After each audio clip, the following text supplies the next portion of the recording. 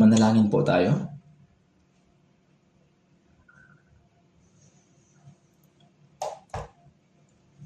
Banal at mahabagin naming Amang Diyos na sa amin ay nagmamahal, maraming salamat po sa inyong habag para sa amin na mga lumayo sa Diyos at lumakad sa kasalanan. Upang kami ay maligtas, kinuha ng Panginoong Hesus ang sumpa at kahatulan na nararapat sa amin. Sa pamamagitan ng kamatayan at pagdanak ng dugo ng Panginoon, nahugasan ang lahat ng aming mga kasalanan magpakailanman, upang kami ay hindi na dumating sa kahatulan. Salamat po sa inyong dakilang biyaya na walang bayad na nagligtas sa amin. Sa oras na ito, kaming mga tinubos ng mahalagang dugo ng Panginoon ay muling nagkakatipon sa inyong harapan. Salamat po sapagkat pinahintulutan ninyo kaming magpuri sa inyong dakilang pag-ibig at biyaya, mag-aral ng inyong salita, at masiyahan sa pakikisama sa banal na kapulungan na kasama ang Panginoon. Tingnan po ninyo ang bawat isa sa amin. Panghawakan kami ng inyong mahabaging mga kamay at patnubayan kami upang sa natitira naming buhay ay makapamuhay kami ayon sa inyong kalooban at kaluwalhatian ng walang kahihiyan bilang mga anak ng Diyos. Ang mundong ito ay lalo pang nagiging magulo sa bawat araw at lumalala ang kasalanan kahit nasaan. Nabubuhay kami sa isang mapanganib na mundo kung saan hindi namin nalalaman kung ano ang magaganap sa isang araw. Taimtim naming idinadalangin na panghawakan po ninyo kami ng matatag upang makapamuhay kami ng matuwid bilang mga anak ng Diyos sa napakasamang salinlahi na ito. Panginoon, ipinapanalangin po namin ang lahat ng iglesia sa buong bansa at ang lahat ng iglesia sa buong mundo. Samahan po ninyo ang mga brothers and sisters na nag-iingat ng kanilang pananampalataya at nangangaral ng Ebanghelyo kahit nasa may hirap na sitwasyon. Ingatan po ninyo sila sa pamamagitan ng inyong biyaya, salita at kapangyarihan ng Espiritu Santo. Gabayan po ninyo kami upang tapat naming magampanan ang misyon ng pagpapalaganap ng Ebanghelyo na inyong ipinagkatiwala sa amin.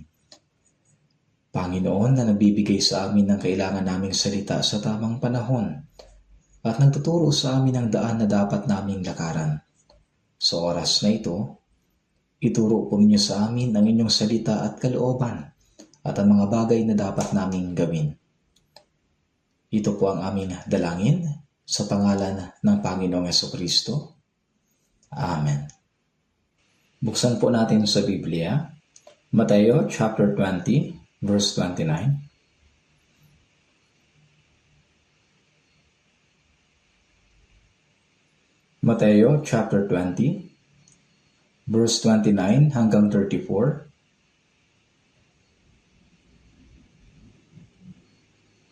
Mateo chapter 20, verse 29 hanggang 34. Babasahin ko po ito. Nang sila'y papalabas na sa Jericho, sumunod sa kanya ang napakaraming tao. May dalawang lalaking bulag na nakaupo sa tabi ng lansangan. Nang marinig nilang nagdaraan sa Jesus, sila'y sumigaw na nagsasabi, "Mahabag ka sa amin, anak ni David." Ngunit sinaway sila ng maraming tao upang sila'y tumahimik. Ngunit lalo silang nagsisigaw na nagsasabi, "Mahabag ka sa amin, Panginoon, anak ni David." Tumigil si Jesus at sila'y tinawag at sinabi, "Anong nais ninyong gawin ko sa inyo?" Sinabi nila sa kanya, "Panginoon, mabuksan nawa ang mga mata namin." Dahil sa habag ay hinipo ni Jesus ang kanilang mga mata. Kaagad nakakita silang muli at sila'y sumunod sa kanya.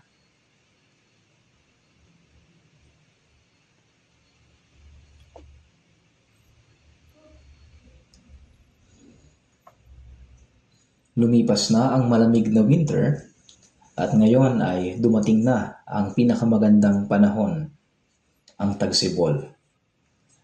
Ito ay panahon kung kailan ang lahat ng bagay ay muling sumisigla. at ang mga bagong usbong ay sumisibol. Naway ang ating pananampalataya ay maging tulad ng tagsibol na sumisigla at nagbubunga ng marami para sa kaluwalhatian ng Diyos. Mula sa talata na ating binasa, nais kong ibahagi ang sermon na may pamagat na Sigaw ng mga Bulag. Habang si Jesus ay naglalakbay sa buong lupain ng Israel, nagtuturo siya ng salita at gumagawa rin ng maraming himala. Ang kwento na ating binasa ay naganap habang si Jesus ay paalis sa Jericho at pabalik sa Jerusalem. Ang Jericho ay matatagpuan sa daang pababa mula sa Jerusalem, at kung patuloy ka pang bababa, makakarating ka sa Dead Sea, kung saan kilalang nawasak ang Sodoma at Gomora. Ang Jericho ay halos nasa kalagitnaan ng rutang yon. Nang si Jesus ay umalis sa Jericho at nagpatuloy sa kanyang paglalakbay, napakaraming tao ang sumusunod sa likuran niya. Umaasa sila na kapag siya'y umakyat sa Jerusalem, siya'y magiging hari ng Israel at gagamitin niya ang kanyang kapangyarihan upang palayain ang kanilang bansa mula sa pamamahala ng Roma. Kaya ganito ang inaasahan ng mga taong sumusunod sa likuran niya. Habang patuloy na sumusunod ang napakaraming tao kay Jesus doon sa daan, may dalawang lalaking bulag na nakaupo sa tabi ng lansangan. Nang marinig nilang nagdaraan si Jesus, sila'y sumigaw na nagsasabi, "Mahabag ka sa amin, Panginoon, anak ni David." Ang pagtawag kay Jesus na Panginoon, ito'y hindi lamang simpleng pagtukoy sa Kanya bilang isang propeta.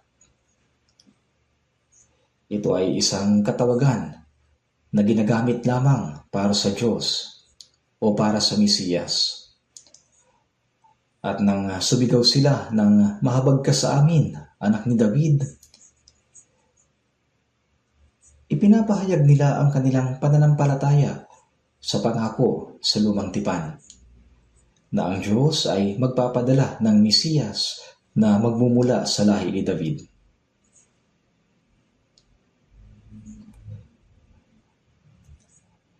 Na ang Diyos ay magpapadala ng Mesiyas na magmumula sa lahi ni David.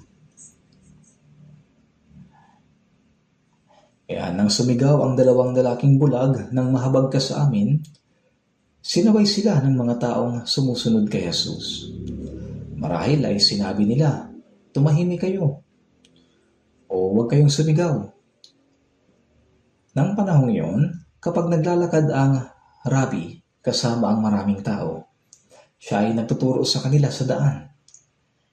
Kaya habang naglalakad si Jesus kasama ang napakaraming tao, malamang na siya ay nagtuturo din sa kanila.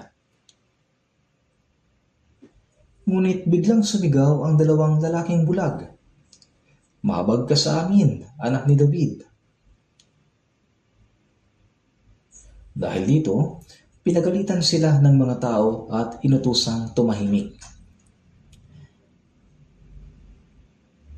Marahil ay iniisip nila na bakit gumagawa kayo ng ingay? Gusto nilang sumunod ng tahimik kay Jesus at makinig sa kanyang mga turo. Ngunit napakalakas ng sigaw ng mga bulag, kaya't hindi nila marinig ang sinasabi ni Jesus. Nang inutusan sila ng mga tao na tumahimik, lalo pa silang nagsisigaw ng mas malakas na nagsasabi, "Mahabag ka sa amin, Panginoon, anak ni David." Kahit na bulag sila, matagal na silang naghihintay sa Mesiyas na ipinangako ng Diyos. Ang parehong kwentong ito ay makikita din sa Marcos at Lucas. Bagaman may kaunting pagkakaiba sa mga detalye, ngunit pareho ang mensahe, yung nasa Marcos at Lucas. Sa Marcos chapter 10 verse 46 at sa mga kasunod na talata, mababasa natin ang tungkol sa isang bulag na pulubi na nagngangalang Bartimeo. Binanggit pa nga ang kanyang pangalan. Dahil sa siya'y bulag, siya'y naging pulubi. At dahil sa matagal na siyang namumuhay bilang pulubi, nagkikilala siya ng lahat. Sa Lucas chapter 18, sinasabi na may isang bulag na nakaupo sa tabi ng daan at namamalimos.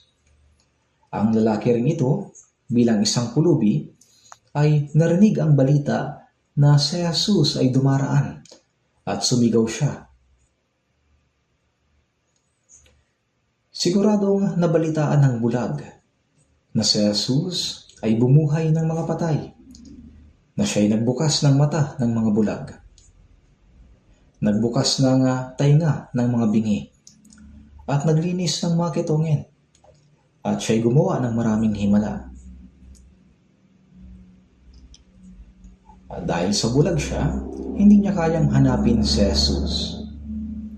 Ngunit yamang naglalakbay si Jesus sa buong Israel, umaasa siya na balang araw, daraan din si Jesus sa Jericho.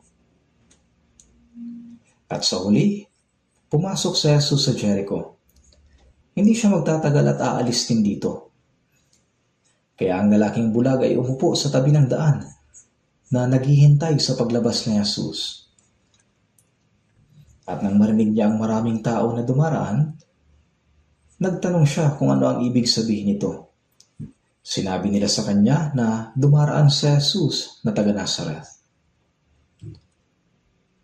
Kaya sa wakas, ang hinihintay nilang pagkakataon ay dumating na.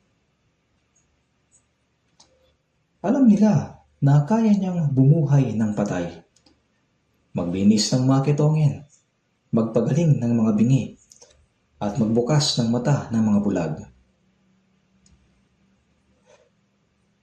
Sila'y umaasa na muling makakakita. Sa pag-asa na muling makakita, naghintay sila. At nang kanilang marinig na dumaraan si Jesus, sila'y sumigaw, "Mabag ka sa amin, anak ni David." Sumigaw sila. Ngunit sinaway sila ng mga tao. "Kayong mga pulubi, bakit kayo nag-iingay? Manahimik kayo kung ayaw ninyong bugbugin. Marahil pinagbantaan pa sila." Ngunit lalo pa silang nagsisigaw.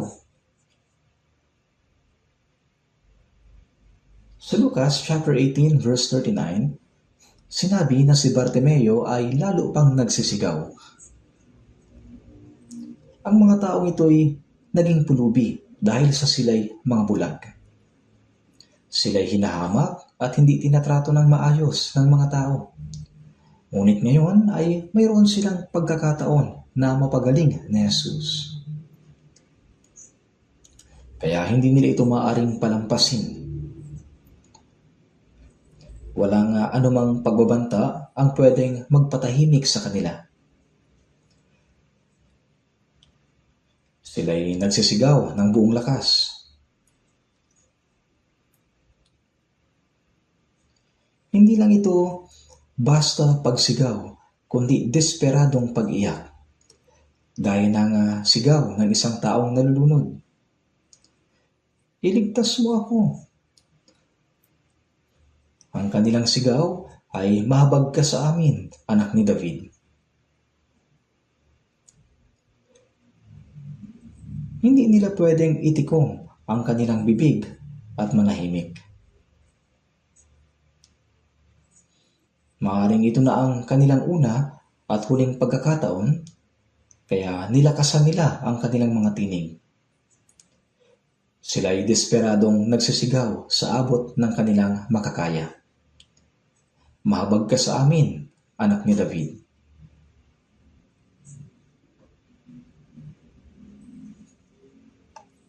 At tumigil si Jesus at sinabi,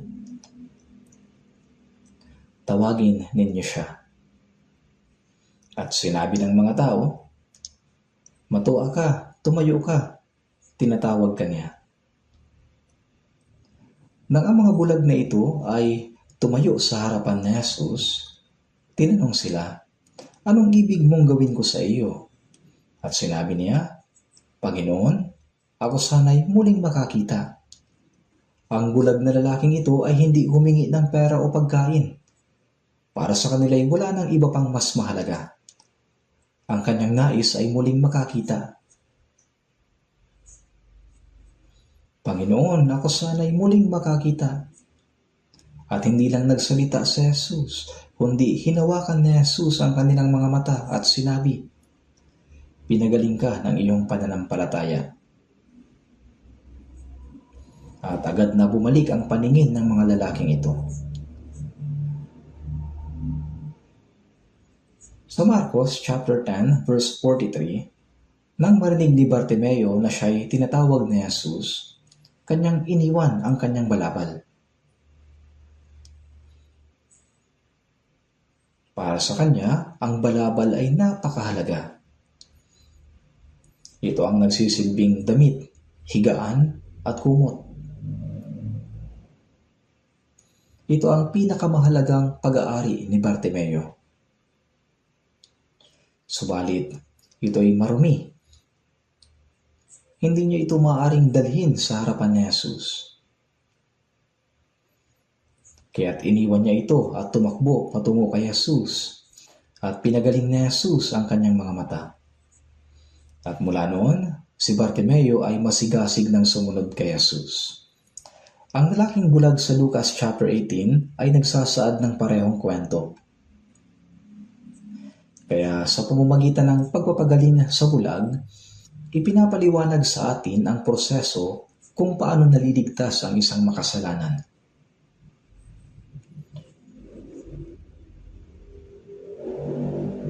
Sa John chapter 9, may isang lalaking ipinanganak na bulag.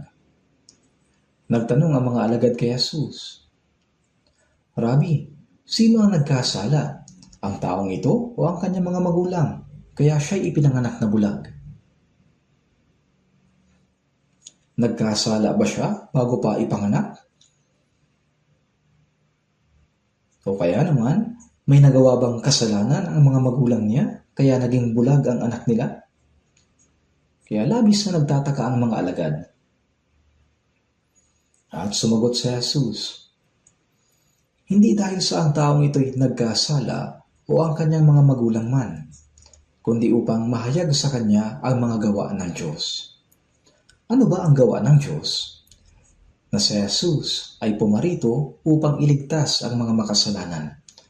At ang makasalanan sa mata ng Diyos ay isang naliligaw, isang bulag, tulad sa isang kaawa-awang pulubi. Kaya ang taong ipinanganak na bulag ay kumakatawan sa buong sangkatauhan. Lahat ng tao ay ipinanganak na espiritual na bulag. Bagaman ang ating pisikal na mata ay nakakakita, ngunit ang ating espiritual na mata ay ganap na bulag. Sa Genesis chapter 3, nang kinain ni Adan at Eva ang ipinagbabawal na bunga, sinabi na parehong nabuksan ang kanilang mga mata. Ibig bang sabihin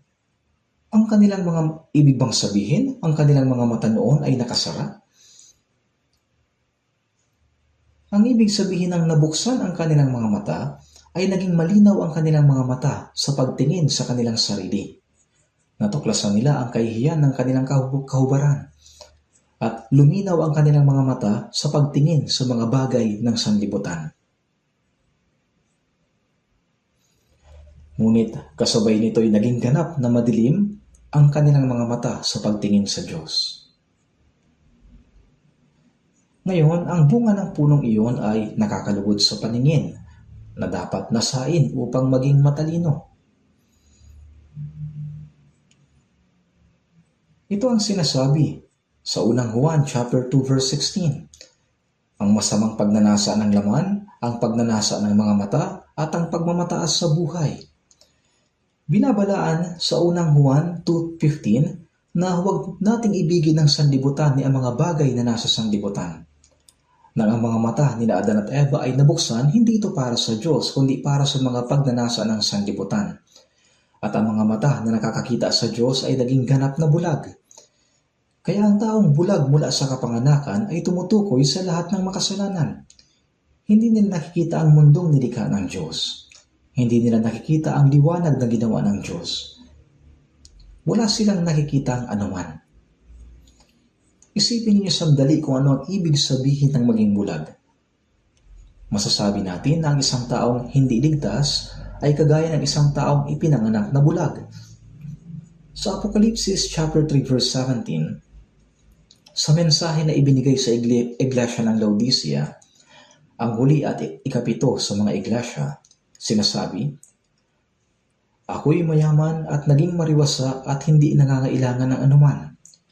Ang huling iglesyang ito ay kumakatawan sa kalagayan ng Kristyanismo sa huling panahon ng kasaysayan.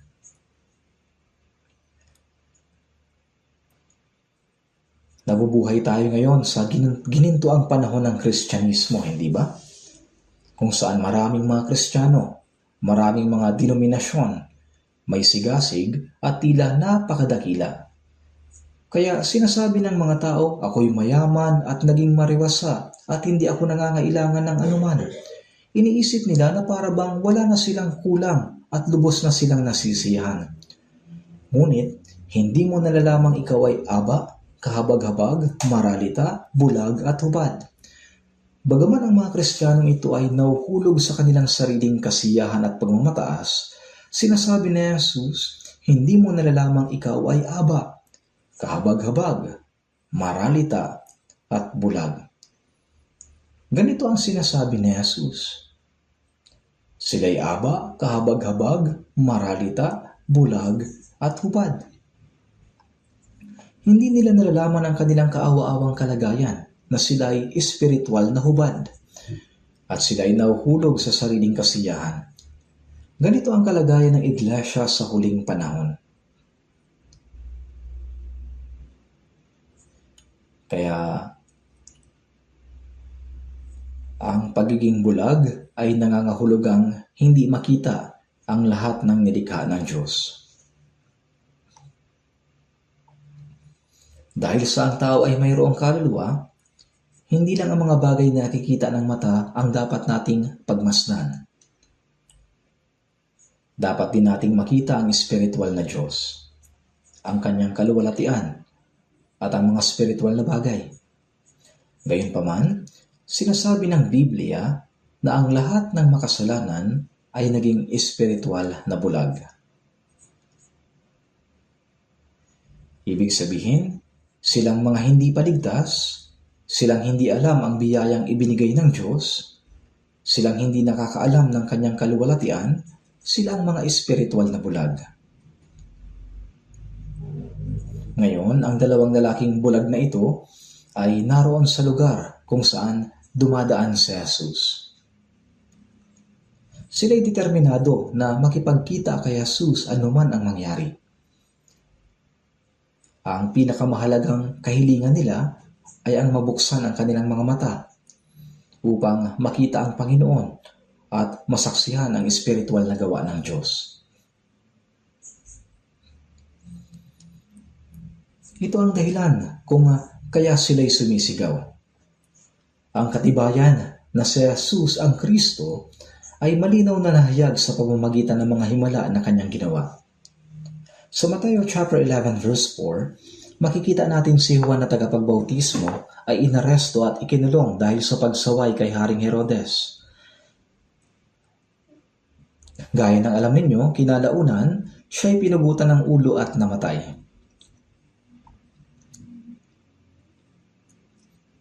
Nang siya'y nasa bilangguan pa, isinugo niya ang kanyang mga alagad patungo kay Jesus. Ikaw ba yung darating o maghihintay kami ng iba? Kung titingnan natin ang mga talatang ito, maaaring isipin natin, nag-aalinlangan ba si Juan na tagapagbautismo kung si Jesus ang Kristo? Bakit niya ipinatanong? Ikaw ba yung darating o maghihintay kami ng iba? Ang mga salitang ito ay hindi nangangahulugan na nagdududa si Juan. Wala siyang anumang dahilan upang mag-alinlangan. Ang problema ay nasa kanyang mga alagad. Noong si Juan ay nagbautismo, maraming tao ang sumunod sa kanya. Subalit nang magsimulang magbautismo si Jesus, bagamat hindi siya nagbabautismo kundi ang kanyang mga alagad, maraming tao ang nagsimulang sumunod sa kanila. Dahil dito, nagkaroon ng inggit ang mga alagad ni Juan. Rabi, yung kasama mo sa kabila ng Jordan na iyong pinatotohanan ay nagbabautismo at ang lahat ay lumalapit sa kanya, sabi nila. Ngayon, wala nang sumusunod kay Juan na tagapagbautismo. Subalit pag-isipan natin ito, kapag may matchmaker na nagpakilala sa isang babae sa isang lalaki, at ang dalawang ito ay nagpasyang magpakasal, dapat pa bang sundin ng babae ang matchmaker o ang lalaking ikakasal? Siyempre, susunod na ang babae sa lalaki na kanyang mapapangasawa. Malaking problema kung susunod pa rin siya sa naging tagapamagitan.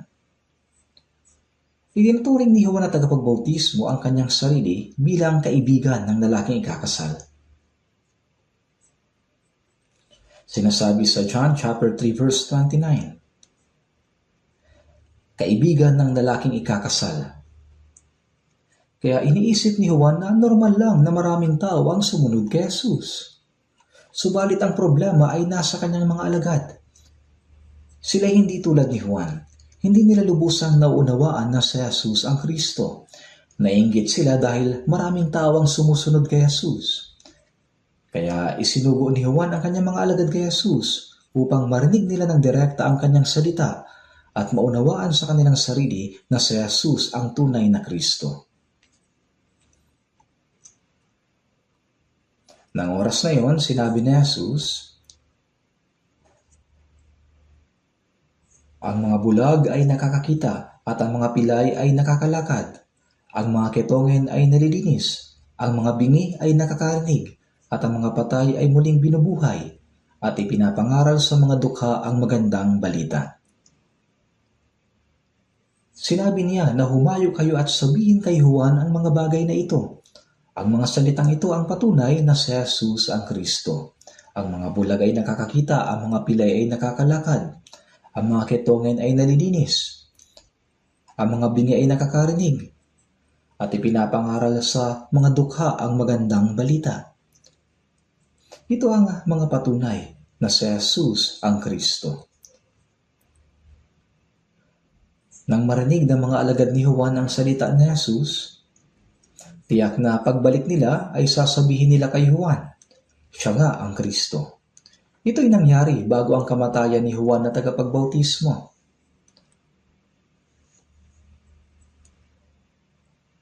Kaya nga ang mga himalang ginawa ni Jesus ay nagpapakita na siya nga ang Kristo.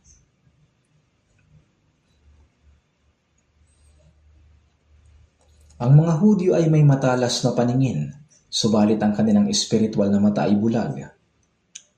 Kahit na nakita nila ang Panginoon na lumalakad kasama nila at nasaksihan mismo nila ang mga himalang kanyang ginawa, nabigo silang makita si Jesus bilang Kristo.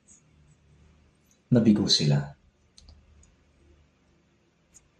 Kaya muling binanggit ni Jesus sa Mateo chapter 23.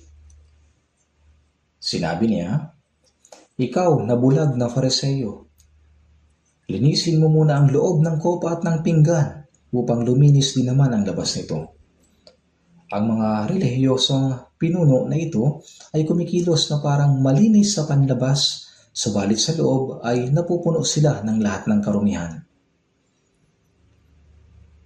At sa Mateo chapter 15 sinasabi, ngunit sumagot siya at sinabi, ang bawat halamang hindi itinanim ng aking Ama na nasa langit ay bubunutin. Ang mga relihiyosong pinuno ng mga Hudyo, kasama ang mga skriba at mga Fariseo ay naroon. Subalit tinawag sila ni Jesus na mga bulag na taga-akay.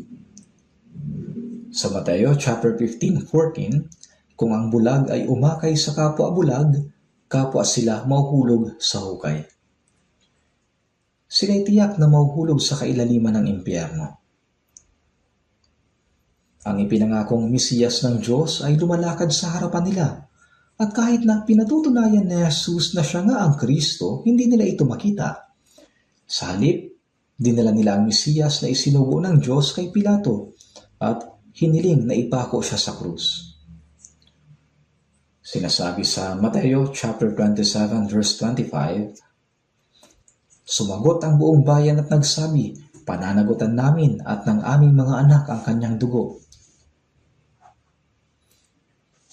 Paano nila nasabi ang ganitong bagay?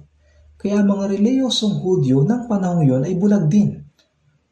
Sinasabi sa John chapter 9 verse 39 to 41, pumarito ako sa sanlibutan ito para sa paghatol, upang ang mga hindi nakakakita ay makakita, at upang ang mga nakakakita ay maging mga bulag. Sinabi ng ilang Fariseo, kami ba naman ay bulag din? Sinabi ni Jesus sa kanila, kung kayo mga bulag, hindi kayo magkakaroon ng kasalanan. Subalit ngayong sinasabi ninyo, kami nakakakita, nananatili ang inyong kasalanan. Ang mga relihiyosong pinuno ng panahong yun ay mga bulag din. Hanggang ngayon, maraming Kristiyano ang tila masigasig at may malakas na pananampalataya, subalit sila'y mga espiritual na bulag. Hindi nila malinaw na nakikita ang Diyos. Hindi nila naunawaan ang kanilang kalagayan sa harapan ng Diyos. At hindi nila nalalaman ang espiritual na katotohanan kung paano sila maliligtas.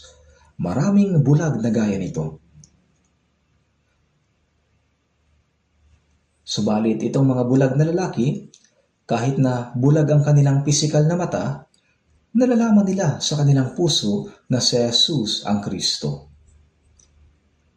At sila'y talagang nagnanais na mabuksan ni Kristo ang kanilang mga mata.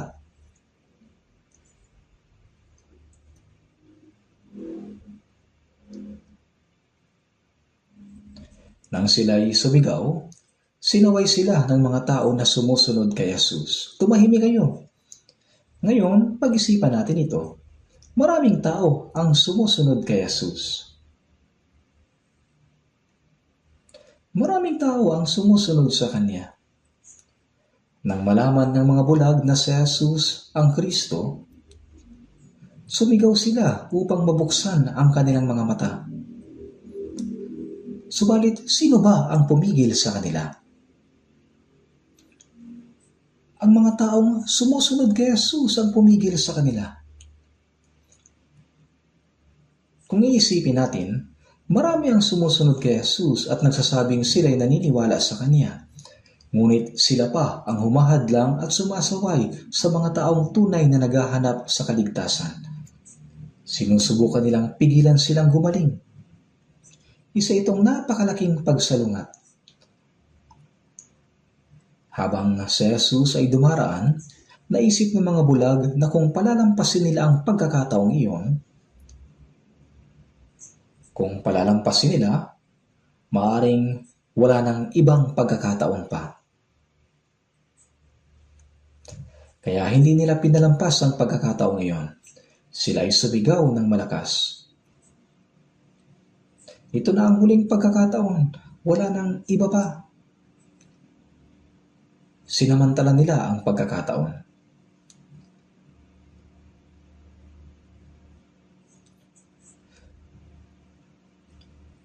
Sa Isaiah chapter 55 verse 6 sinasabi, inyong hanapin ang Panginoon habang siya'y matatagpuan. Tumawag kayo sa Kanya habang siya'y malapit. May panahon na maaaring matagpuan ang Panginoon habang siya'y malapit, sapagkat ang Panginoon ay dumaraan. Hindi sa pwede tayong maligtas sa anumang oras na gusto natin. May panahon lang kung kailan pwede tayong maligtas. Kaya nga sinasabi, tumawag kayo sa Kanya habang siya'y malapit.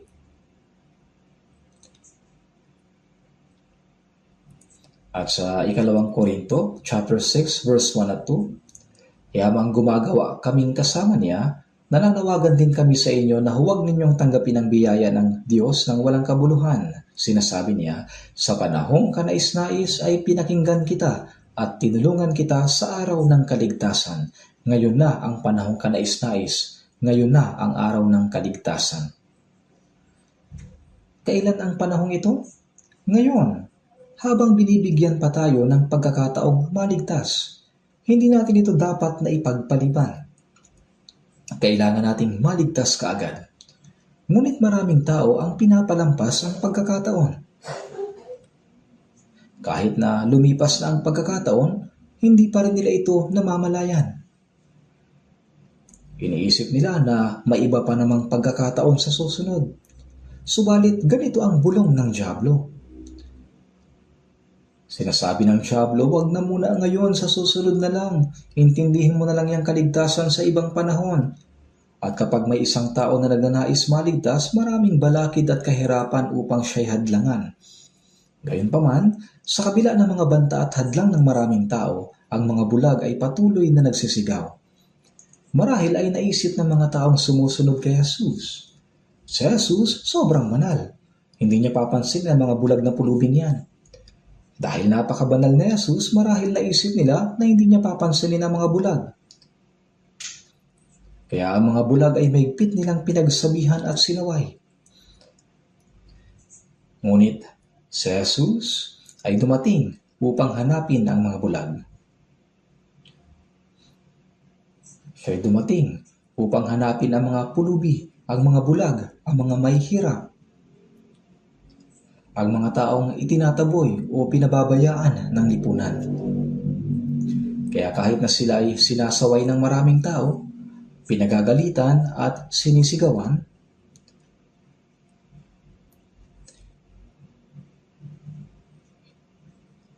kahit na sila ay sinaway, hindi sila natakot at hindi sila nawalan ng pag-asa. Nakakahiya man, patuloy silang sumigaw. Sapagkat para sa kanila, ang usaping ito ay may kaugnayan sa kanilang buhay at kamatayan. Kaya nga,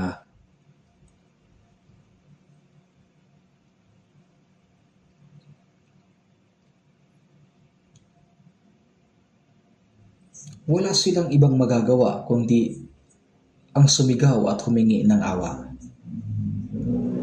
Pag-isipan po ninyo, ang mga taong nakapaligid kay Jesus ang siya pang humahadlang sa mga taong nagnanais na lumapit sa Kanya. Kung sila'y mapipigilan ng mga taong ito, hindi sila makakalapit sa Panginoon. Ang mga bulag na ito ay nagpasya ng buong tapang na nakataya ang buhay at kamatayan. Iniisip nila na kung palalampasin nila ang pagkakataon, hindi na sila gagaling at mananatiling bulag. Sila'y mamumuhay bilang mga pulubi at mga taong itinataboy. Kaya sa nag-iisang pagkakataong ito sa kanilang buhay, sumigaw sila sa Panginoon upang mabuksan ang kanilang mga mata. Sa kanilang matinding pangangailangan, iniwan nila ang kanilang hiya, dangal at lahat ng bagay. Isang desperadong sigaw na lamang ang natira. Ang mga tao ay binibigyan ng Diyos ng pagkakataon. Isang pagkakataong makatanggap ng kaligtasan. Ngunit tila maraming tao ang hindi namamalayan na ang pagkakataong iyon ay lumilipas na sa kanilang harapan.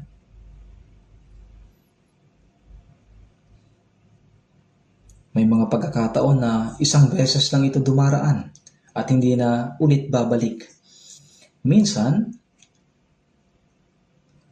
kahit na dumaan pa ito ng 2 beses, may mga taong hindi talaga ito napapansin. Ang tao ay kailangang magpasya at kumilos para sa pagkakataong ibinigay sa kanya. Dapat silang sumigaw at tumawag upang maligtas ang kanilang kaluluwa.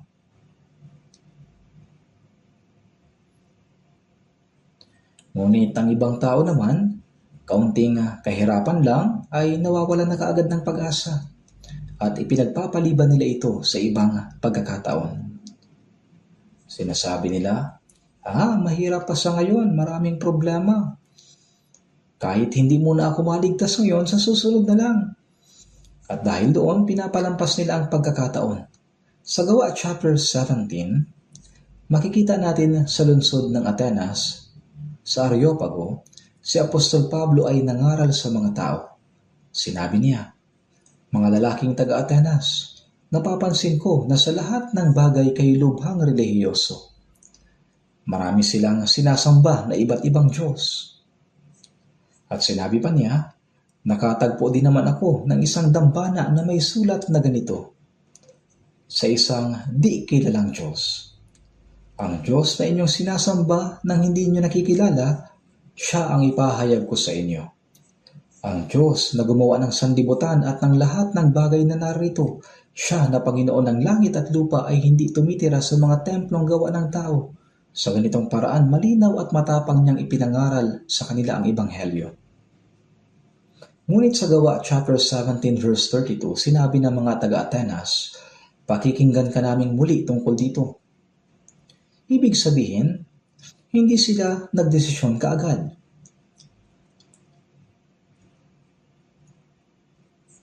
Sinabi nilang sa susunod na lang sila makikinig. Ganoon din si Gobernador Felix. Siya ay natakot nang marinig ang mensahe tungkol kay Jesus. Gayunpaman, sinabi niya, "Umalis ka muna ngayon at kapag nagkaroon ako ng pagkakataon ay ipatatawag kita." Ibig sabihin, siya ay nagpaliban at sinabing makikinig na lang ulit sa sunod na pagkakataon. Hinayaan lang nila na lumampas ang pagkakataon na nasa harap na nila.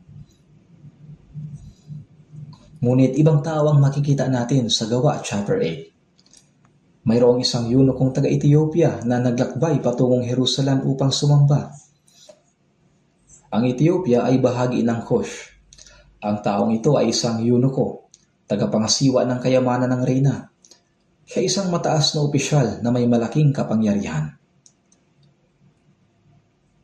Nais din niyang makilala ang Diyos kaya naglakbay siya mula sa malayong lugar. Pagkatapos makinig ng salita sa Jerusalem, pabalik na siya.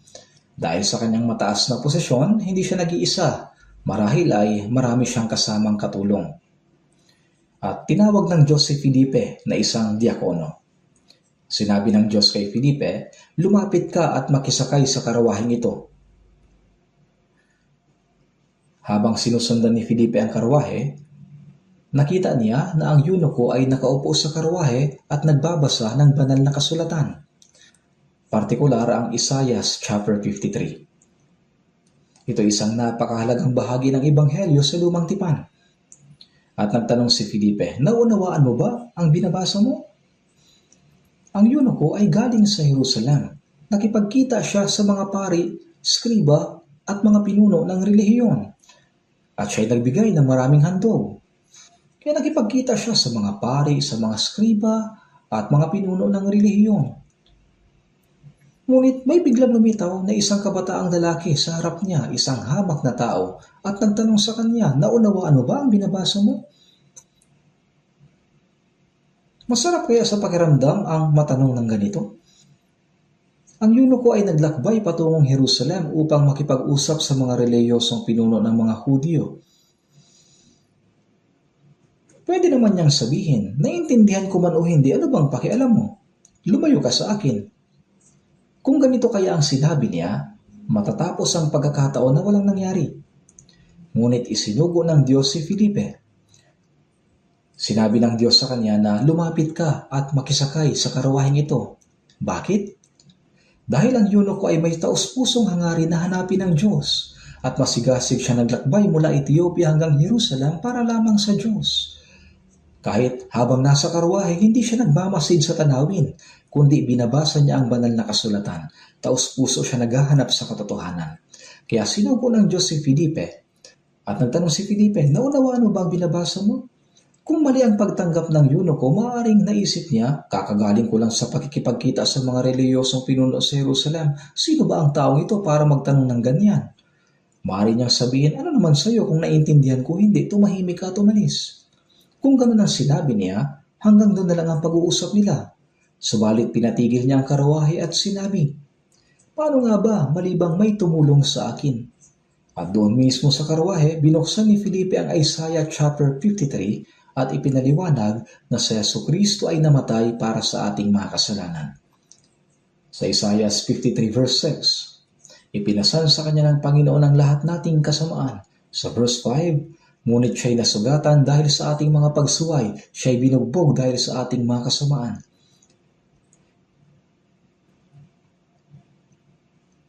Ipinahayag ng Isaiah 53 ang ebanghelyo ng napakalinaw sa lumang tipan. Habang ipinapangaral ni Felipe ang ebanghelyo, nagtanong siya sa eunuko, sumasampalataya ka ba? At sumagot ang eunuko, sumasampalataya ako ng buong puso. Habang sila'y naglalakbay, nakarating sila sa may tubig, isang umaagos na tubig. Kaya sinabi ng eunuko, tingnan mo, narito ang tubig, ano ang nakakahadlang upang ako'y mabautismuhan? Tinanong siya ni Felipe, sumasampalataya ka ba? Sumagot siya, sumasampalataya ako.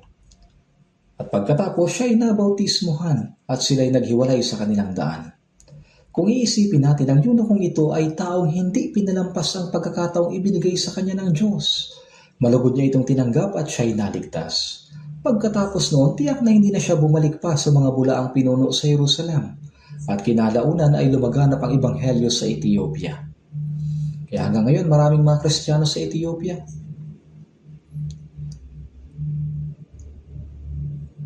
Kaya huwag nating sayangin ang pagkakataon na ibinibigay sa atin ng Diyos.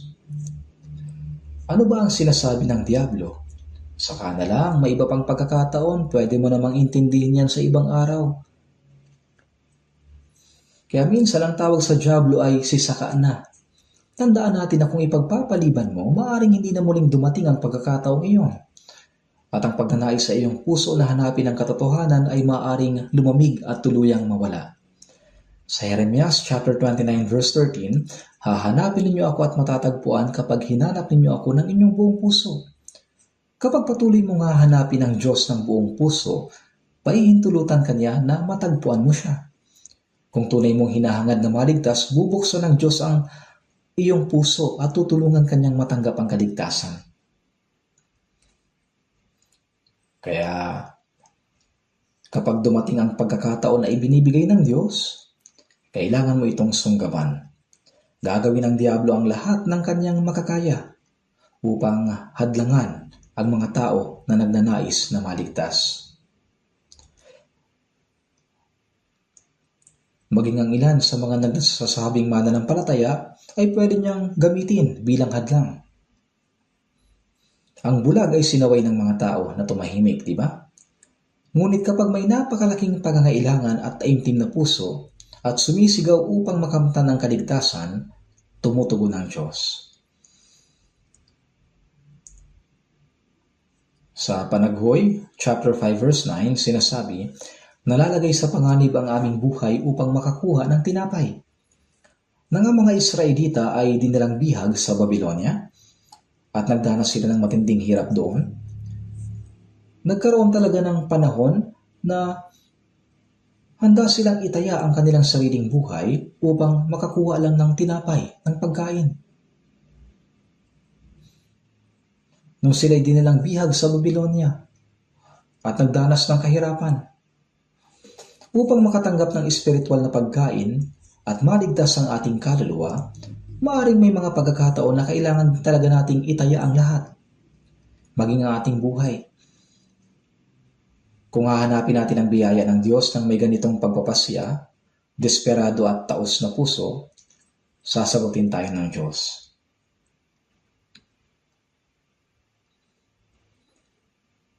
At sa Marcos chapter 10 verse 49, tumigil si Jesus at sinabi, tawagin ninyo siya. Sa palagay niyo ba ay narinig ni Jesus ang bulag na lalaki dahil sa malakas siyang sumigaw? Narinig siya ni Jesus hindi lang dahil sa malakas ang kanyang tinig. Habang naglalakad si Jesus, Maraming tao ang nakapaligid at sumusunod sa kanya at pinagmamasdan niya ang puso ng bawat isa sa kanila. Sa Lucas chapter 19, makikita natin si Zaccheo sa lungsod ng Jericho, ang pinuno ng mga maniningil ng buwis. Nang pumasok si Jesus sa Jericho, maraming tao ang sumusunod sa kanya. Nais ni Zaccheo na makita si Jesus, ngunit napakaraming mga tao. At siya'y pandak, kaya siya ay hindi niya makita. Si Jesus ay dumaraan sa gitna ng mga tao. At sa kanyang daraanan ay mayroong isang puno ng sikomoro. Kaya si Zaccheo ay umakyat sa puno ng sikomoro upang makita si Jesus. Marahil ay nais lang niyang makakuha ng sulyap. Subalit nang dumating si Jesus sa lugar na yun,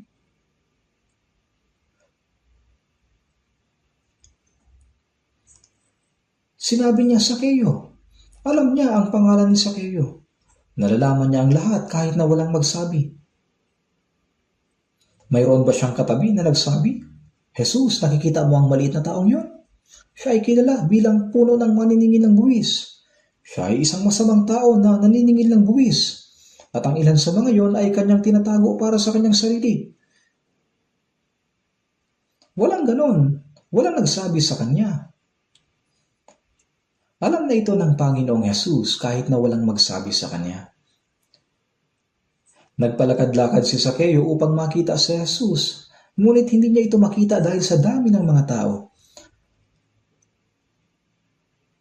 Sapagkat siya'y pandak, kaya siya'y umakyat sa isang puno ng sikomoro upang makita si Jesus.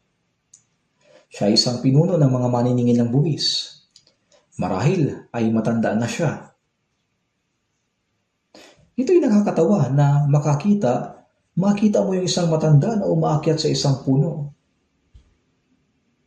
Subalit wala siyang pakialam sapagkat nais niyang makita si Jesus. Nang una pa lang ay nakita na siya ni Jesus. Naisip ni Jesus na, si Zaccheo ay sinusubukang makita ako. Umakyat siya sa isang puno. Nakikita ni Jesus ang lahat ng bagay na nasa ating puso. Nang nasa itaas na siya ng puno, sinabi niya, Zaccheo, dali ka at bumaba, sapagkat kailangan ako'y tumuloy sa iyong bahay. Walang sino man nagsabi kay Jesus na ang kanyang pangalan ay Zaccheo. Nalalaman ni Jesus ang lahat ng mga bagay. Dali ka at bumaba ka. Si Zaccheo ay labis na nagulat. Siya'y labis na natuwa na tanggapin si Jesus na sinabi niya, Panginoon, ang kalahati ng aking mga pag-aari ay ibibigay ko sa mga dukha. At kung sa pamamagitan ng pandaraya ay may kinuha ako sa kaninumang tao, babayaran ko siya ng 4 na ulit. Wala pang sinasabing anuman si Jesus sa kanya. Ngayon, nang tanggapin ni Zaccheo si Jesus, pinasimulan niyang ayusin ang maling paraan ng kanyang pamumuhay. Ang pagkuha ng sapilitan tulad ng pagpataw ng sobrang taas na buwis, ibig sabihin ay pagkuha sa pamamagitan ng pandaraya. At kung sa pamamagitan ng pandaraya ay may kinuha ako sa kaninumang tao, babayaran ko siya ng 4 na ulit. Ipinapakita nito na siya'y labis na nagsisisi dahil sa kanyang mga kasalanan. Hindi lamang niya ito sinabi sa pamamagitan ng kanyang bibig. Sinabi ni Jesus sa kanya, dumating sa bahay na ito ngayon ang kaligtasan, sapagkat siya man ay anak din ni Abraham. Kaya sa una pa lang ay nakita na ni Jesus si Zaccheo, hindi ba? Siya isang taong maraming kasalanan, ngunit nalalaman ng Panginoon ang lahat ng taong may tunay na pagnanais na matagpuan siya. Ngayon marami tayo dito. At hindi natin kayang makilala ang mukha ng bawat isa o malaman ang bawat pangalan o anong uri ng tao ang isang tao. Ngunit alam ng Panginoon ang lahat. Sa Mateo chapter 10 verse 30, maging ang mga buhok sa inyong ulo ay bilang na lahat. Alam ng Diyos ang aking kalagayan ng higit pa sa aking sarili.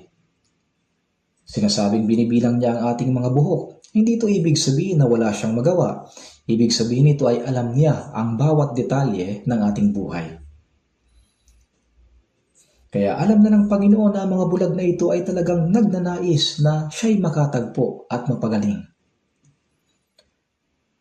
Tumigil si Jesus at sinabi, tawagin ninyo siya. Hinawakan ni Jesus ang kanilang mga mata at sila'y gumaling. Sa kwento sa aklat ni Marcos, inihagis ni Bartimeo ang kanyang maruming balabal at lumapit kay Jesus.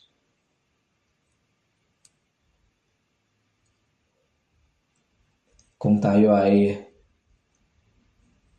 lalapit kay Jesus, dapat din nating iwan ang lumang makasalanang pamumuhay natin.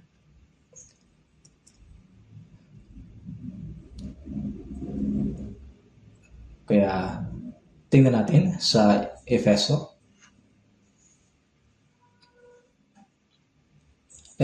chapter 4.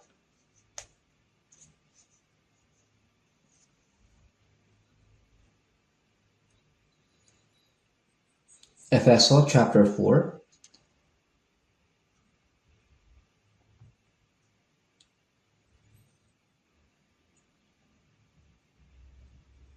Verse 21 to 24. Kung tunay na siya ay inyong narinig at tinuruan sa kanya kung paano ang katotohanan ay nakay Jesus, alisin ninyo ang dating paraan ng inyong pamumuhay, ang dating pagkatao na pinasama sa pamamagitan ng mapandayang pagnanasa at magbago sa spirito ng inyong pag-iisip, at kayo magbihis ng bagong pagkatao na nilalang ayon sa wangis ng Diyos, sa katuwiran at kabanalan ng katotohanan. Hinubad na ninyo ang dating pagkatao, nagbihis na ng bagong pagkatao. Kung nais nating sumunod kay Jesus, ang lahat sa atin ay dapat na maging bago. Buksan natin sa Biblia sa Colossus chapter 3. Kung bubuksan ninyo ang Colossus, makikita ninyo kaagad ito. Colossus chapter 3.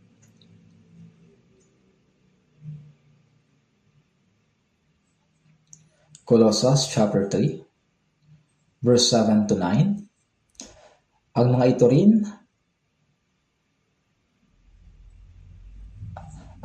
rin ang nilakaran ninyo noong una nang kayo nabubuhay pa sa mga bagay na ito.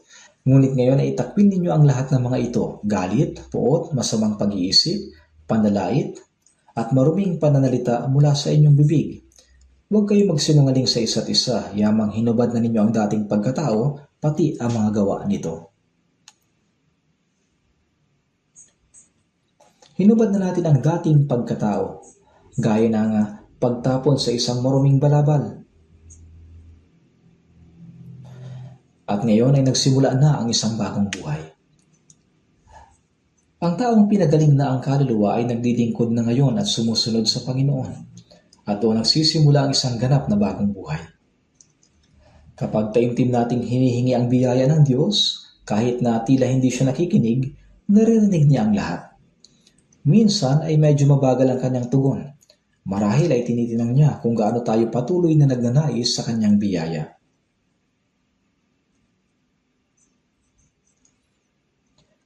Panginoon, mabuksan nawa ang mga mata namin.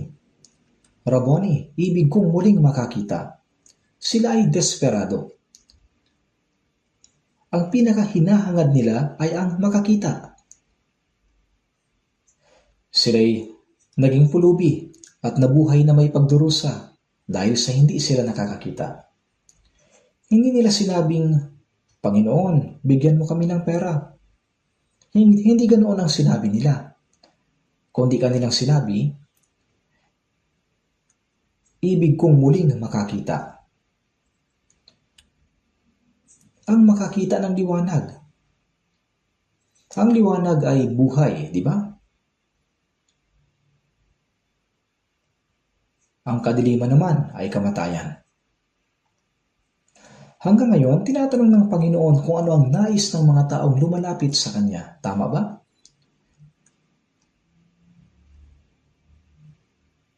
Nais malaman ng Panginoon kung ano ang kanilang nais na gawin para sa kanila. Maraming tao ang nananalangin, ngunit kung pakikinggan mo ang kanilang panalangin, ang sinasabi lang nila ay, Panginoon, bigyan mo ako ng ganito, bigyan mo ako ng ganoon. Panginoon, tulungan mo ang aking anak na makapasok sa magandang paaralan, na makakuha ng magandang trabaho at mamuhay ng maayos. Pagpalain mo sana ang negosyo ng aking asawa. Panatilihin mo sana kaming malusog. Karamihan sa mga tao ay naghahangad lamang ng mga pisikal, material at mga makamundong bagay. Ngunit tila kakaunti ang mga taong nananalangin ng ganito. Diyos, iligtas mo ang aking kaluluwa. Ipagkaloob mo na ako'y maipanganak na muli. Bigyan mo ako ng buhay na walang hanggan at pag-asa. Kakaunti ang nananalangin ng ganito, ito'y dahil sa iniisip nilang sila'y ligtas na kasi nagsisimba naman sila. Kaya kung tatanungin mo sila, sumasampalataya ka ba kay Jesus? Ang sagot nila ay, oo, nagsisimba ako. Meron kaming church. Pero hindi ko tinatanong kung nagsisimba ka. Ang tanong ko ay kung naniniwala ka ba talaga. Iniisip nila na dahil sa masigasig silang magsimba ay meron na silang mabuting pananampalataya. At sinasabi pa ng pastor, kung ikaw ay magiging masigasig at magbibigay ng offering ng mabuti, tatanggap ka ng dakilang paggantimpala. Opo, pero bago ito, kailangan mo munang mapunta sa langit para makatanggap ka ng gantimpala. Kaya ang pinaka-importanteng bagay ay kung kailan ka ba talaga na ipanganak na muli. Sa John chapter 3 verse 3, malibang ang isang tao ay ipanganak na muli ay hindi niya makikita ang kaharian ng Diyos. Maging sa ngayon, maraming tao ang nananalangin subalit sa mga maling bagay. Hindi nakiusap ang pulubi na bigyan mo kami ng pagkain at pera. Pwede mo ba kami bigyan ng pagkain sa natitira naming buhay? Hindi sila humingi ng mga ganoong bagay. Dapat ipanalangin ng tao na siya ay maipanganak na muli, na siya ay maligtas at maunawaan ang katotohanan. Ang dapat nating ipinapanalangin ay ang pinakakinakailangan natin. Sinasabi sa Matthew chapter 20 verse 34, hinipo ni Jesus ang kanilang mga mata, kaagad silang nakakitang muli at sila'y sumunod sa Kanya. Si Jesus ay hindi lang nagsalita, kundi hinawakan niya mismo ang kanilang mga mata at sila'y nakakita. Nang mabuksan ang kanilang mga mata, sa tingin ninyo, sino kaya ang una nilang nakita? Ang una nilang nakita ay si Jesus. At pagkatapos nilang makita si Jesus, naunawaan nila kung paano sila dapat mamuhay sa natitira nilang buhay. Agad silang sumunod kay Jesus. Sumunod sila sa Panginoon habang niluluwalhati nila ang Diyos. Natapos na ang madidilim na araw at nagsimula na ang isang bago at maliwanag na buhay. Hindi na sila mga pulubi. Kung nabuksan na ang kanilang mga mata, bakit pa sila mananatiling pulubi? Sila'y nailipat na mula sa kadiliman tungo sa kaliwanag, mula sa kamatayan tungo sa buhay.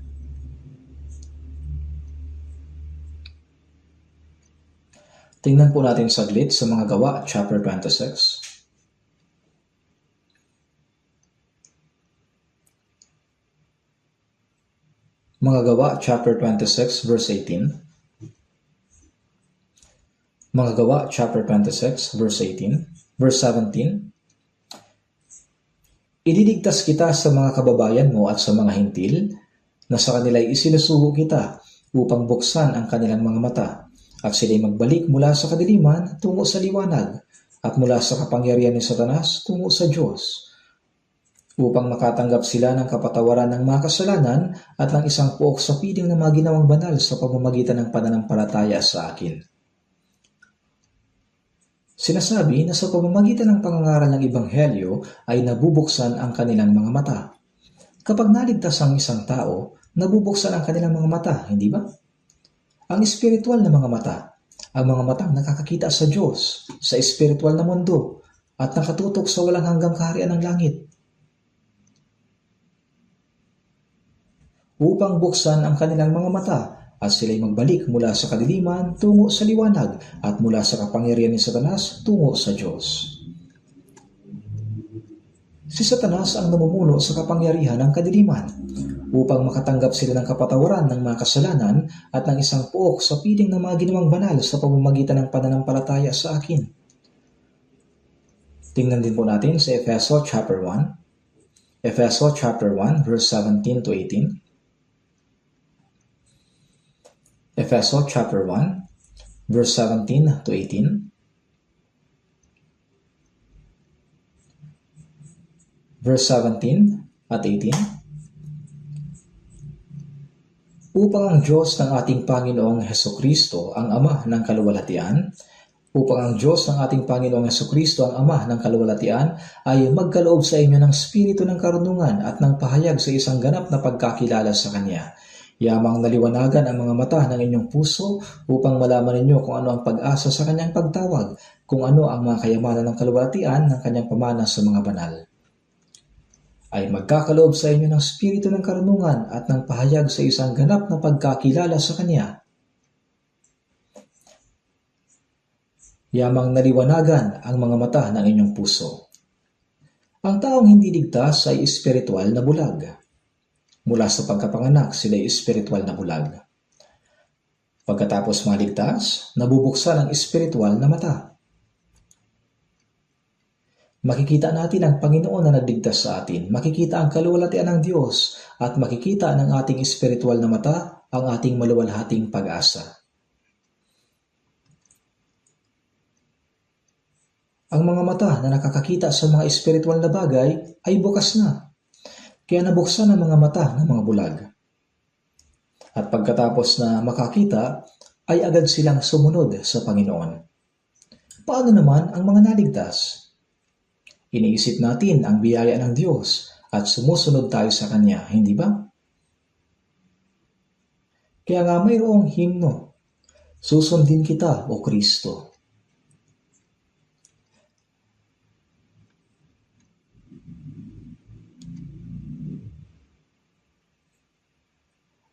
Ngayon, natapos na ang miserableng buhay at nagsimula na ang isang bagong buhay. Isang buhay ng pasasalamat sa biyaya ng Panginoon at pagluwalhati sa Diyos. Alam niyo ba na sa isang taong tumanggap ng malaking biyaya ng Diyos, ang hindi pagpapasalamat ay kasalanan? Kung tumanggap tayo ng biyaya, dapat tayong magpasalamat. Dapat tayong magpasalamat. Sa awit 116 verse 12, ano ang aking isusukli sa Panginoon sa lahat niyang kabutihan sa akin?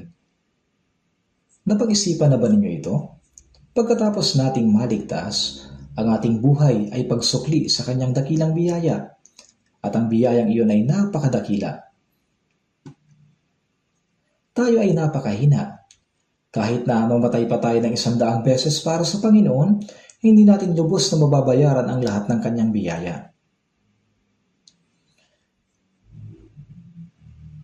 Kaya may himno, wala akong maipagyayabang sa buhay kong ito. Lahat ng ito'y biyaya galing sa Diyos. Lahat ito'y biyaya. Hindi man natin ganap na mabayaran, dapat tayong mamuhay na may pagsukli at pasasalamat. Kaya kahit na mahina ang ating puso at hamak ang ating katawan, dapat tayong lubos na sumunod sa Panginoon at mabuhay para sa Kanya na mayroong pagpapasalamat. Buksan natin saglit sa Lucas chapter 17 verse 15. Lucas chapter 17 verse 15.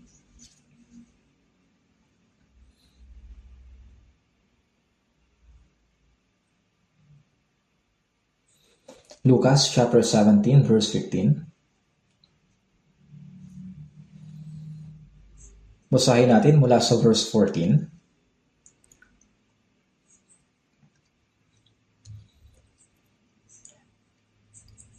Nang kanyang makita sila ay sinabi niya sa kanila, "Humayo kayo at kayo magpakita sa mga pari." Habang sila'y umaalis, sila'y nagiging malinis. Nang makita ng isa sa kanila na siya'y gumaling na, siya'y bumalik na pinupuri ng malakas na tinig ang Diyos. Siya'y nagpatirapa sa paanan ni Jesus na nagpapasalamat sa kanya. Siya'y isang Samaritano. At nagtanong si Jesus, "Hindi ba 10 ang nalinis? Nasaan ang 9? Wala bang natagpo ang bumalik at nagbigay papuri sa Diyos maliban sa dayuhang ito?" At sinabi ni Jesus sa kanya, tumindig ka at humayo, pinagaling ka ng iyong pananampalataya. Dito, habang si Jesus ay paakyat sa Jerusalem, siya ay dumaan sa pagitan ng Samaria at Galilea at 10 kitongin ang sumigaw sa kanya. Sa verse 13, Jesus, Panginoon, maawa ka sa amin. Linisin mo kami. At sa verse 14, humayo kayo at kayo magpakita sa mga pari. Kapag ang isang kitongin ay nalinis na, ang pinakaunang bagay na dapat niyang gawin ay magpakita sa pari. At kapag nasiyasat na siya ng pari na siya'y malinis na, ipapahayag niyang siya'y malinis. Ang utos sa kanila na magpakita sa pari ay nangangahulugan na kapag sila'y pumunta upang magpakita, sila'y magiging malinis.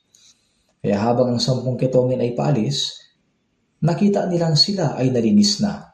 Silang lahat ay gumaling.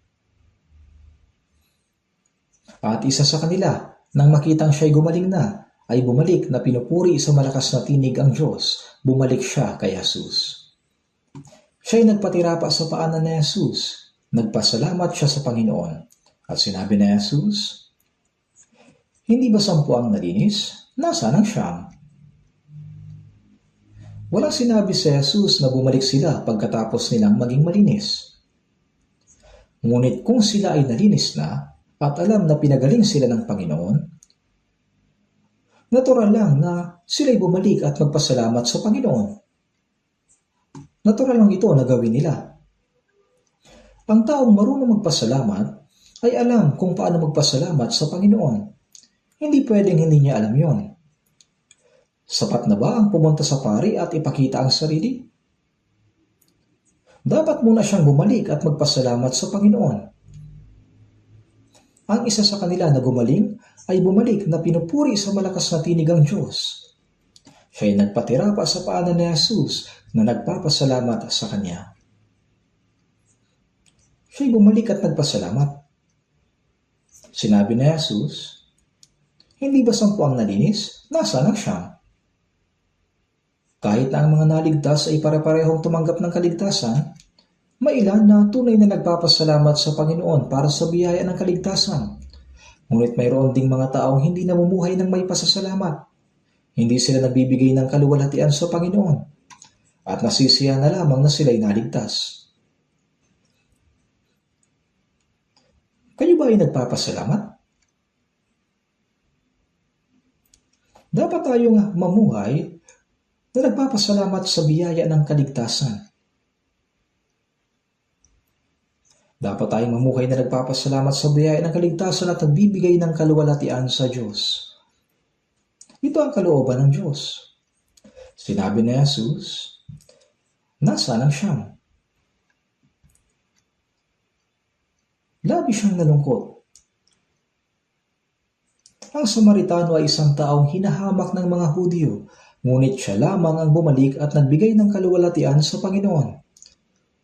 Sinabi niya, wala bang natagpo ang bumalik at nagbigay papuri sa Diyos maliban sa dayuhang ito? Tinawag niya siyang dayuhan. At sinabi ni Jesus sa kanya, tumindig ka at humayo, pinagaling ka ng iyong pananampalataya. Ang bumalik ay nagpasalamat sa kanya. At sinabi niya sa kanya, pinagaling ka ng iyong pananampalataya. Ang 9 na kitongin ay nalinis. Ang kanilang sakit ay nawala.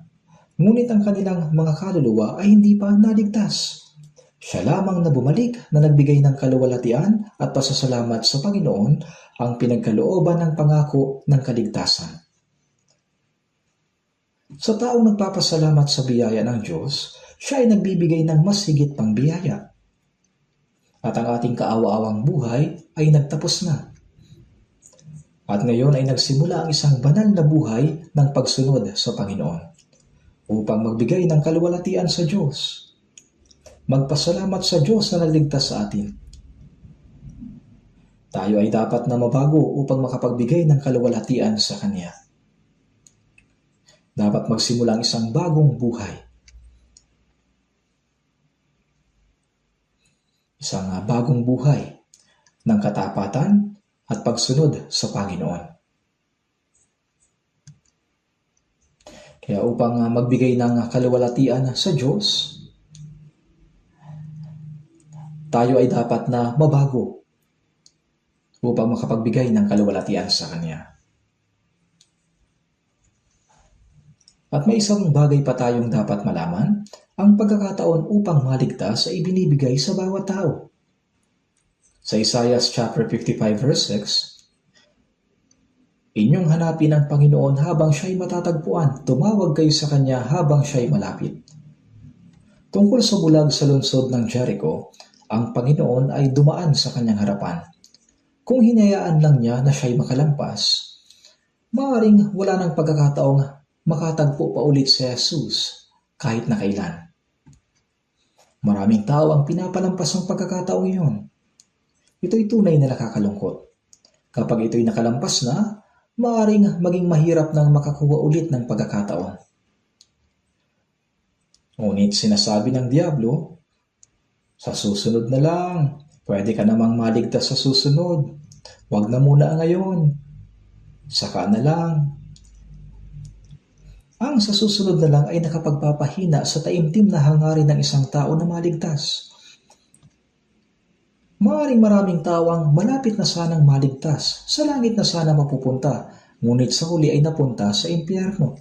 Nakakalungkot. Hindi natin dapat sayangin ang pagkakataon. Hindi natin dapat palampasin ang pagkakataong maligtas. At hindi rin natin dapat palampasin ang pagkakataong gawin ang ating makakaya para sa Panginoon. Sa Galatia chapter 6 verse 10, sinasabi, kaya't habang may pagkakataon, gumawa tayo ng mabuti sa lahat, lalong-lalo na sa mga kabilang sa sambahayan ng pananampalataya. Habang may pagkakataon tayo, may pagkakataon tayong gumawa ng mabuti. Huwag nating palampasin ang pagkakataong iyon. Kapag ginawa natin ang mabuti sa pagkakataong iyon, ipagkakaloob sa atin ng Diyos ang higit pang biyaya. Mayroon din tayong pagkakataon na may pangaral ang Ebanghelyo, hindi ba? May mga taong nagnanais maligtas, pero sinasabi natin, sa susunod na lang, sa Bible seminar na lang, sa sunod na linggo.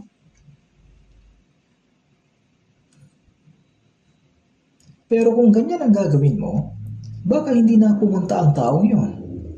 Lumipas na ang pagkakataon.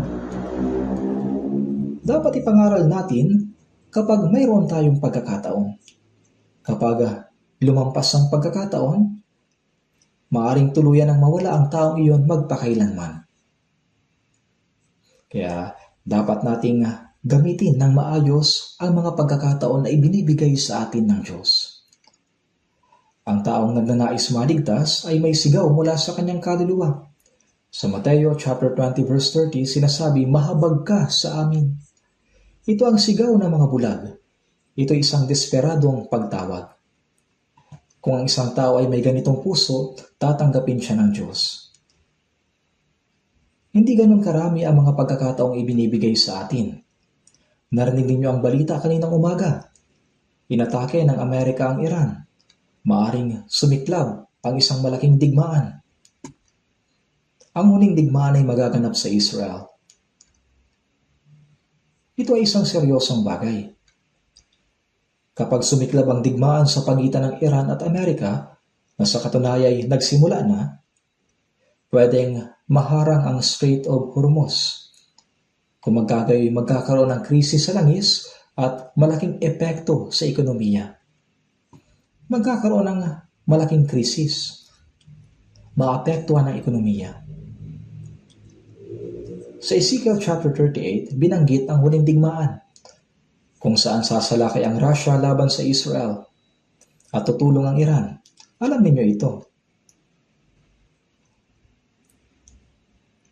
Ang dating pangalan ng Iran ay Persia. Ang bansang iyon noon ay Maka-Amerika. Ngunit bigla itong naging laban sa Amerika at naging kaaway nito. Ang mga bagay na ito ay naisulat na sa Biblia 2,600 years ago. Hindi pa ganoon katagal mula nang ang bansang dating Maka-Amerika ay naging laban sa Amerika. Ang lahat ng mga bagay na ito ay nakatala na sa Biblia. At nangyayari ang mga ito ayon sa nakasulat sa Biblia. Kaya lahat ng mga bagay na nakasulat na sa Biblia ay nangyayari. Sinasabing namatay na ang leader ng Iran na si Khamenei at maaaring magkaroon ng malaking problema. Ito'y pwedeng maging kung mamamatay ako, mamamatay ka rin. At ganoon sa huling digmaang nuklear. Kapag nagsimula ang digmaang nuklear, mamamatay ang lahat. Ngunit kahit na alam nila ito, pipindutin pa rin nila ang nuclear button. Kapag ito'y napindot na, ano pa ang magagawa natin? Do'y wala ng tamang pag-iisip. Nabubuhay tayo sa isang napakadelikado at mahirap na panahon. Dahil alam natin ito, kailangan muna nating suriin ang ating sariling pananampalataya. At kung tayo'y naligtas na, dapat tayong mamuhay bilang mga taong naligtas. Tila hindi na marami ang natitirang pagkakataon upang ipangaral ang Ebanghelyo. Gawin natin ang ating makakaya para sa kaluwalhatian ng Diyos at sama-sama nating isagawa ang gawain ng pagdiligtas sa mga nawawalang kaluluwa. Manalangin na po tayo. Mahabagin naming Amang Diyos, sa huling panahong ito ay tinawag ninyo kami at iniligtas. Itinalaga ninyo kami bilang banal at inilagay sa banal na iglesia kung saan kayo gumagawa kasama namin. Gabayan niyo po kami upang maialay namin ang natitira naming buhay para sa inyong kalooban at kaluwalhatian. Nagpapasalamat po kami sa inyong dakilang biyaya. Ngayon bilang mga taong naligtas, naway huwag maging walang kabuluhan ang biyayang ibinigay ninyo sa amin. Sa halip, patnubayan niyo po kami upang sa natitirang bahagi ng aming buhay ay mamuhay kami ng tama para sa kaluwalhatian ng Diyos. At kung may sino man sa amin na hindi pa naliligtas, tulungan niyo po silang matanggap kaagad ang kaligtasan. At para sa maraming nawawalang kaluluwa, tulungan niyo po silang makabalik sa Panginoon. Ipinagkakatiwalaan namin ang lahat ng natitirang gawain sa inyong makapangyarihang kamay. Ito po ang aming dalangin sa pangalan ng aming Panginoong Hesukristo. Amen.